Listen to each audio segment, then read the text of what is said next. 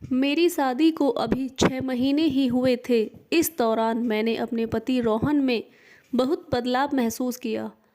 रोहन मुझसे ज़्यादा अपनी भाभी रागिनी की बातों को तवज्जो देता था। यह बात मुझे बहुत बुरी लगती थी। घर की छोटी छोटी समस्याओं पर भी वह अपनी भाभी से बातें करता और मेरी बड़ी से बड़ी बात पर भी कोई ध्यान नहीं देता था। शुरू में तो मुझे लगा कि 10 साल पुरानी भाभी से लगाव तो हर देवर को होता ही है और बीवी के आ जाने के बाद तो यह लगाव कम हो जाता है, लेकिन रोहन और उसकी भाभी के बीच का लगाव मुझे कभी कम नज़र नहीं आया। अब तो मुझे लगने लगा था कि बात सिर्फ लगाव की नहीं बल्कि दोनों के बीच इससे ज़्यादा कुछ और ही है। मेरी जेठानी थी भी ऐसी ही कि कोई भी मर्द उसे देखते ही उस पर फिदा हो जाए। मुझे उसकी इसी सुंदरता से डर लगता था। मुझे यकीन हो गया था कि मेरा पति रोहन अपनी भाभी की सुंदरता की वजह से ही उससे दूरी नहीं बना पा रहा है। एक दिन सुबह जब मैं उठी तो मैंने देखा कि रोहन अपनी भाभी के कमरे से निकल रहा था और मुझे देखते ही वह घबरा गया और सीधे अपने में कमरे में गया और जाकर बाथरूम में घुस गया।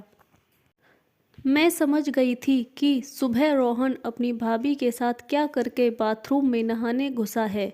मैंने ज़ोर से बाथरूम का दरवाज़ा पीटा और बोली, रोहन तुम्हें उस औरत के साथ ये सब करना था तो मेरी ज़िंदगी क्यों बर्बाद की। मैं आज ही अपने मायके जा रही हूँ। मेरी ये बात सुनते ही रोहन ने दरवाज़ा खोला और उसने एक जोरदार थप्पड़ मेरे मुंह पर लगा दिया और फिर मेरा गुस्सा भी 7वें आसमान पर चढ़ गया। मैंने भी रोहन को एक जोरदार घूंसा लगा दिया। रोहन ने मेरे हाथों को पकड़ लिया और मुझे खींचते हुए बेड पर ले जाकर पटक दिया और बोला, पिंकी आइंदा कभी उस औरत के बारे में ऐसी बात की तो मुझसे बुरा कोई नहीं होगा। मैं कुछ कहती कि रोहन ने अलमारी से कपड़े निकाले और आंगन में चला गया।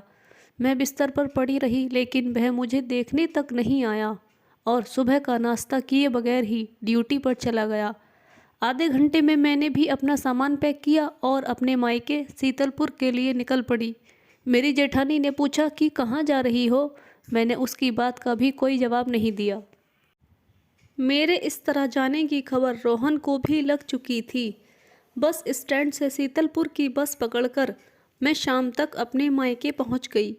वहां मुझे लगातार कॉल कर रहा था लेकिन मैंने उसका कॉल रिसीव नहीं किया और घर पहुंचते ही मैंने आकर अपना फ़ोन स्विच ऑफ कर लिया और अपनी माँ को सारी बात बताकर मैं रोने लगी। वह बोली, तूने बिल्कुल सही किया पिंकी, जो तू यहाँ पर आ गई। अब तू रोहन के पास तभी जाएगी जब रोहन उस चुड़ैल के मकान से अलग रहने की कसम खा लेगा। आखिर रोहन के पास किस चीज़ की कमी है? कीर्ति नगर में ही उसके 2 प्लॉट हैं। वह तुझे लेकर अलग क्यों नहीं रहता? मेरी छोटी बहन चिंकी भी मुझे लेकर बेहद परेशान थी। चिंकी की शादी होने वाली थी। 5 महीने ही रह गए थे। मेरी हालत देखकर अब वह भी ससुराल के नाम से डरने लगी थी। मेरा छोटा भाई शुभ अपनी जॉब से जब घर आया तो मुझे इस तरह घर पर आया हुआ देखकर वह भी परेशान हो गया। चिंकी ने रात का खाना बनाया और हम सभी एक साथ खाना खाने बैठ गए। खाने के दौरान मैंने अपना फ़ोन ऑन किया ही था कि रोहन का फिर से कॉल आना शुरू हो गया। मेरी माँ ने देखा तो वो मुझसे बोली, तू फ़ोन मुझे दे, मैं उससे मेरे तरीके से बात करती हूँ। लेकिन मैंने माँ को फ़ोन नहीं दिया और खाना ख़त्म कर अपने कमरे में आ गई। कमरे में आकर मैंने रोहन का फ़ोन रिसीव किया तो रोहन ने कहा, पिंकी तुम अपनी मर्ज़ी से गई हो तो याद रखना कि तुम्हें अपनी मर्ज़ी से ही कीर्ति नगर आना होगा। मैं किसी कीमत पर तुम्हें बुलाने नहीं आऊँगा। रोहन की यह धमकी भरी बात सुनकर मेरा गुस्सा और भी बढ़ गया। मैं बोली, तुम मुझे बुलाने क्यों आओगे? तुम तो यही चाहते थे कि मैं वहाँ से चली जाऊँ। अब जी भर के उस चुड़ैल के साथ अय्याशी करो। तुम बुलाने भी आओगे तो भी मैं उस घर में कदम नहीं रखूँगी। इस बात को 3 महीने गुजर चुके थे। मैं रोहन का इंतज़ार करती रही मगर उसकी गलती का उसे एहसास हो जाता तो मैं दौड़ती हुई कीर्ति नगर पहुंच जाती, लेकिन ऐसा कुछ नहीं हुआ। मैं लगातार उसके फ़ोन का इंतज़ार करती रही लेकिन 3 महीने में एक बार भी उसने मुझे कॉल तक नहीं किया। अब मुझे लगने लगा था कि रोहन मुझे छोड़ चुका है, मेरी ज़रूरत ही नहीं रही। जब इतनी खूबसूरत औरत उसके पास मौजूद है तो मुझ जैसी साधारण लड़की की उसे क्या ज़रूरत हो सकती है।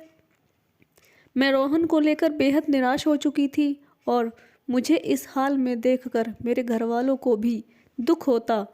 जैसे जैसे मेरी छोटी बहन की शादी नज़दीक आ रही थी, घर में काम बढ़ता जा रहा था। चिंकी की शादी को अब सिर्फ 2 महीने बाकी रह गए थे और मेरे पापा भी 2 महीने की छुट्टी लेकर घर पर आ गए थे।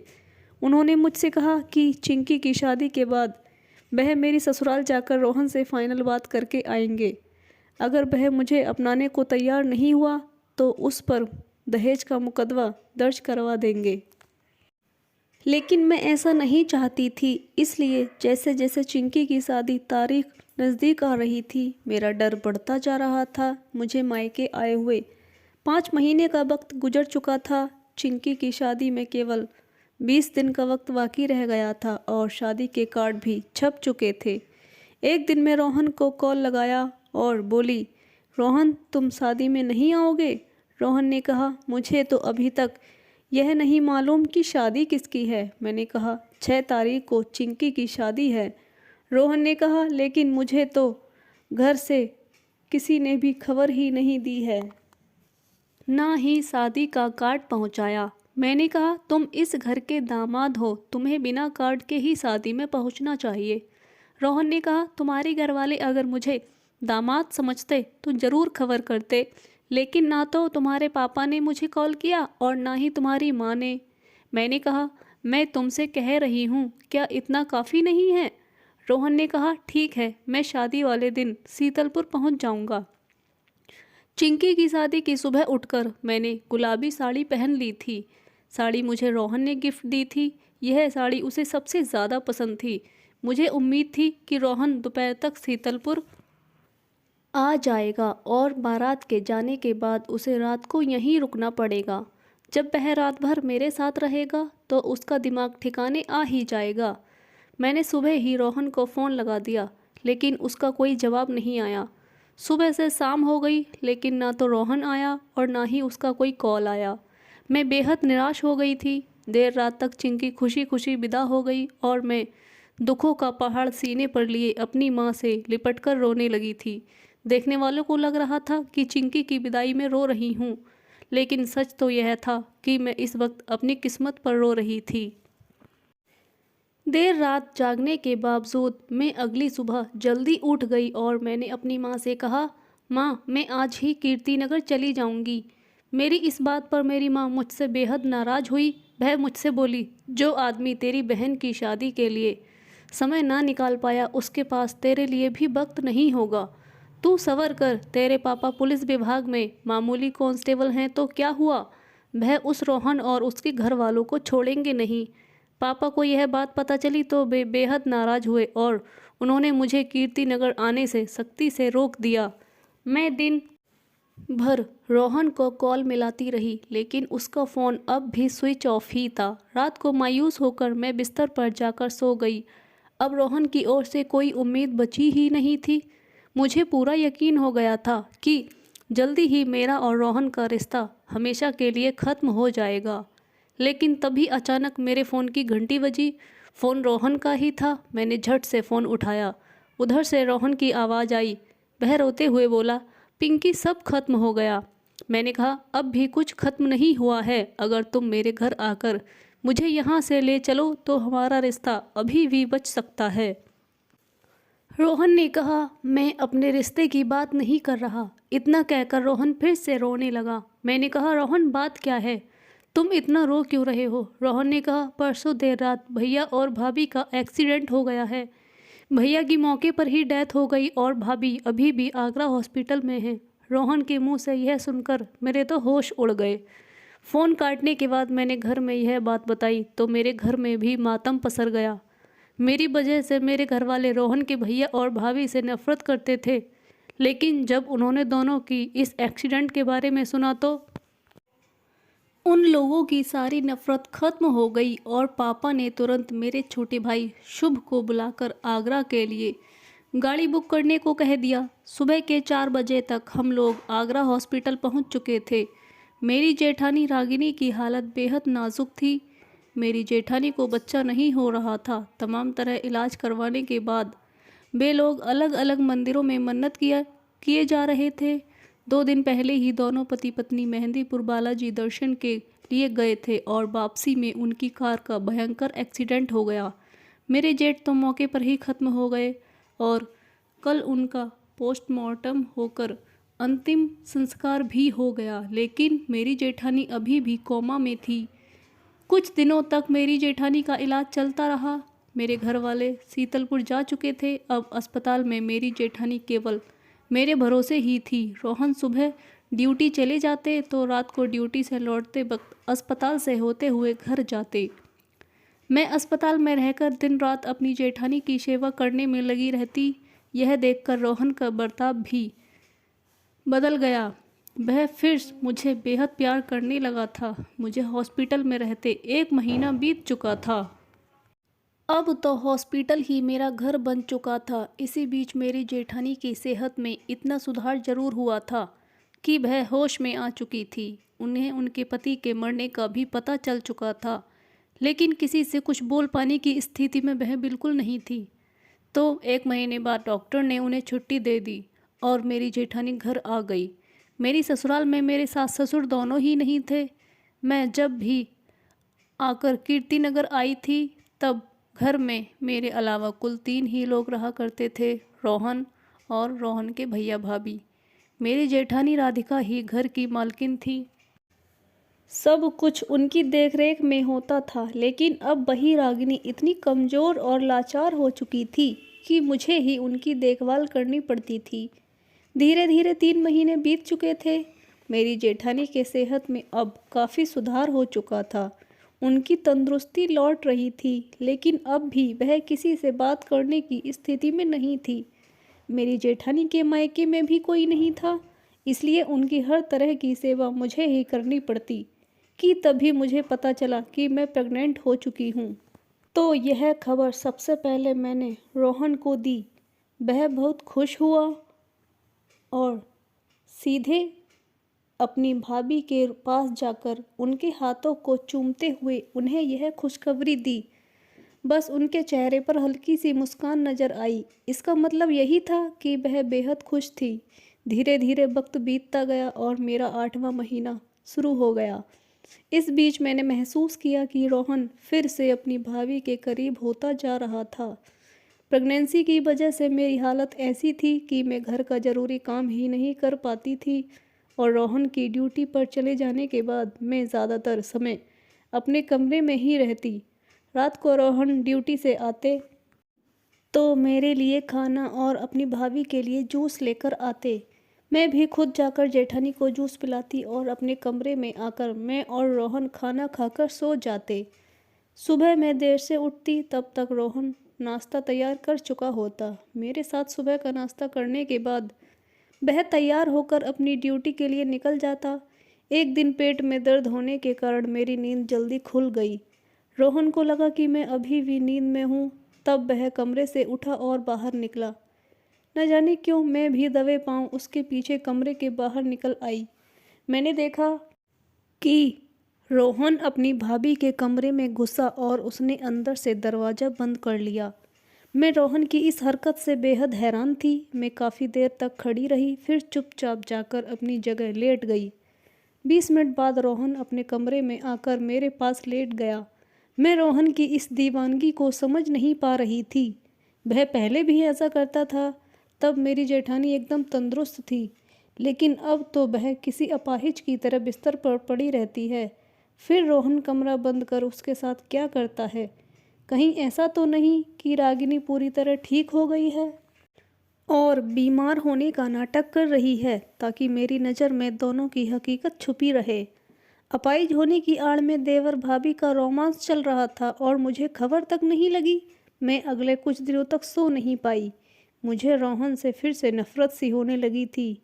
मैं रोज़ देर रात को रोहन रागिनी के कमरे की ओर जाते देखती तो मेरी गहरी नींद में सो जाने के बाद रोहन बिस्तर से उठकर अपनी भाभी के रूम में चला जाता और अंदर से दरवाज़ा बंद कर आधे घंटे बाद वापस आता तो पसीने में नहाया हुआ होता और मेरे बगल में आकर लेट जाता।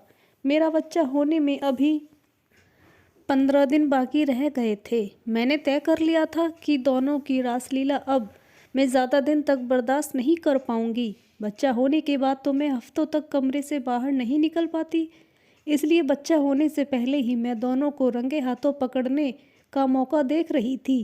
रात को रोहन घर आया तो हमेशा की तरह वह मेरे लिए खाना और अपनी भाभी के लिए जूस लेकर आया और उसका ग्लास मुझे पकड़ाते हुए बोला, भाभी को जूस पिलाकर आओ, फिर हम खाना खा लेंगे। मैंने कहा, आज तुम ही पिला दो, मेरी तबीयत ठीक नहीं है, मैं सोने जा रही हूँ। इतना कहकर मैं रोहन के सामने बिस्तर पर लेट गई। रोहन जूस का गिलास लेकर आया तो मैंने देखा कि फिर से भाभी का दरवाज़ा अंदर से बंद हुआ और 10 मिनट बाद ही दरवाज़ा खुला। रोहन के हाथों में खाली गिलास लिए कमरे की ओर आता देखकर मैं झट से बिस्तर पर लेट गई। कमरे में आते ही रोहन ने कहा, तुम अभी तक लेटी हो, उठो थोड़ा सा खाना खा लो, मुझे भी भूख लगी है। मेरी भूख तो मर चुकी थी, लेकिन मेरे पेट में जो बच्चा पल रहा था मुझे उसके लिए खाना खाना पड़ा। खाने का पहला निवाला मुंह में डालते ही रोहन ने कहा, पिंकी, मैंने कल की छुट्टी ली है क्योंकि कल भाभी को लेकर हॉस्पिटल जाना है, उनकी तबीयत फिर से बदल रही है। मैंने कहा, ठीक है, आप कितने बजे हॉस्पिटल के लिए निकलोगे? उन्होंने कहा, मैं सुबह जल्दी ही निकल जाऊंगा, कल भाभी के कई टेस्ट होने हैं, इसलिए मुझे जल्दी आने में देर हो जाएगी। खाना खाने के बाद रोहन जल्दी से सो गया, लेकिन मैं देर रात जागती रही। मेरी नींद तो गायब हो चुकी थी, मैं तो बस सुबह होने का इंतज़ार कर रही थी। सुबह उठकर उन्होंने नाश्ता बनाया और मेरे साथ नाश्ता करने के बाद अपनी भाभी को गाड़ी में बिठाकर हॉस्पिटल के लिए निकल गया। रोहन के जाते ही मैं मार्केट गई और वहाँ से जासूसी कैमरा खरीद कर लाई। उस कैमरे को मैंने अपनी जेठानी के रूम में ऐसी जगह फिट कर दिया था जहाँ से उनका पूरा कमरा रिकॉर्ड हो रहा था। उस कमरे में मैंने अपने मोबाइल से कनेक्ट कर दिया था। मुझे यह सब करते हुए दोपहर के 3 बज चुके थे। अभी तक रोहन का कॉल आया कि वह अस्पताल से वापस आ रहा है। मैं अपने आज के काम से बेहद खुश थी। कल तक मेरे पास सबूत होगा जिसके आधार पर रोहन और उसकी भाभी की असलियत मेरे लिए राज बनकर नहीं रह जाएगी। रोहन अपनी भाभी को लेकर अस्पताल से घर आया और भाभी को कमरे में बेड पर लिटाकर मेरे कमरे में आ गया और फिर उसने अपनी भाभी की सारी दवाइयाँ मुझे पकड़ा दी और कौन सी दवाई कब खिलानी है यह मुझे समझाने लगा। इस दौरान उसके हाव भाव देखकर मुझे ऐसा लग रहा था जैसे रागिनी उसकी भाभी नहीं बल्कि बीबी हो। रात को रोहन खुद ही अपनी भाभी के कमरे में जूस और दवाइयाँ लेकर गया और आधे घंटे में वापस लौट कर आया। खाना खाने के बाद वह सो गया और मैं सुबह होने का इंतज़ार करती रही। मेरे गहरी नींद में होने के बाद रोहन उठा और अपनी भाभी के कमरे में चला गया। आधे घंटे बाद पसीने से तर होकर लौट आया और मेरे पास आकर लेट गया। जब रोहन अपनी ड्यूटी पर चला गया तो मैंने झट से कल से अब तक की रिकॉर्डिंग देखनी शुरू की और मेरे होश उड़ गए। रोहन अपनी भाभी के कमरे में गया, उन्हें गोद में उठाकर व्हील चेयर पर बिठाया और भाभी की गंदी हुई चादर को उठाकर उसने एक तरफ रख दिया और उसने फिर से नई चादर बिछा दी। पिछले दिन धोई गई साफ चादर को बिछा दिया और चादर को कमरे के बाथरूम में ले जाकर धोने लगा। फिर गंदी चादर को कमरे के बाथरूम में ले जाकर धोने लगा। फिर उसने धोई हुई चादर को बाथरूम के खिड़की पर सूखने के लिए टांग दिया। फिर उसने अपनी भाभी की सलवार उतार कर उन्हें धोए हुए साफ कपड़े पहनाकर गंदे कपड़ों को बाथरूम में ले जाकर धोने लगा। इस रिकॉर्डिंग को देखने के बाद तो मेरा रूटीन यही हो गया था कि जैसे ही रोहन अपनी ड्यूटी पर निकलता मैं अपने मोबाइल में रागिनी के कैमरे में छुपाई गई जासूसी कैमरे की रिकॉर्डिंग देखने बैठ जाती और हर बार मुझे रोहन का वही रूटीन नज़र आता।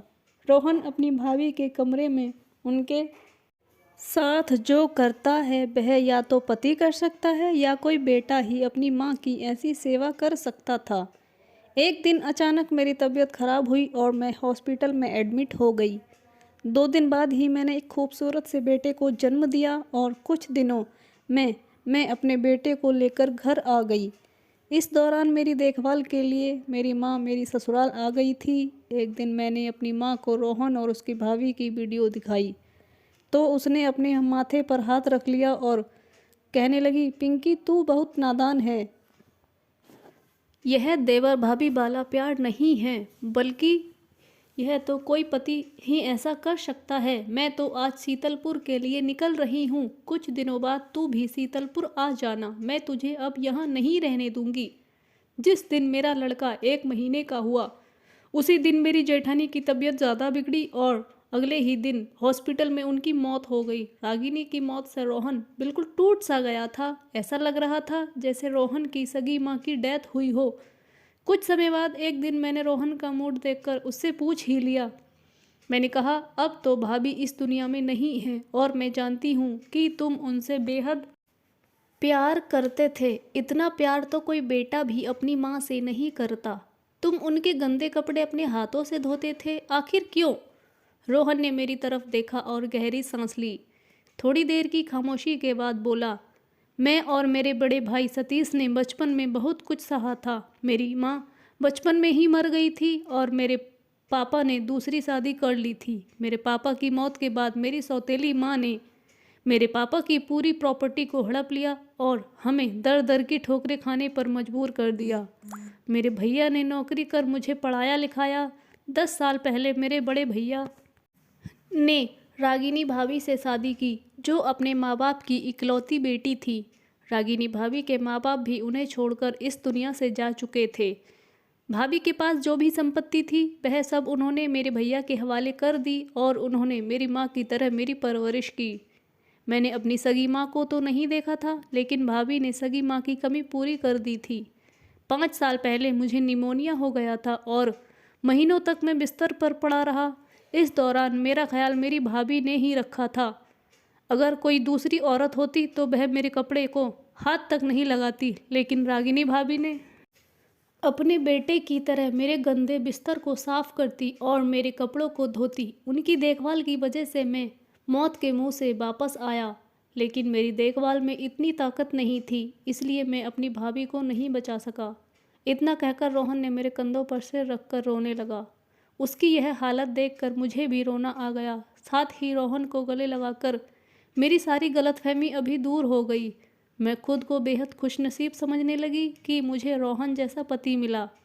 मैंने अपनी माँ को तुरंत फ़ोन मिलाया और बोली, माँ मैं शीतलपुर नहीं आऊँगी। दोस्तों, वीडियो कैसा लगा कमेंट में ज़रूर बताएं। वीडियो को लाइक और शेयर करें और चैनल को सब्सक्राइब कर लें। धन्यवाद।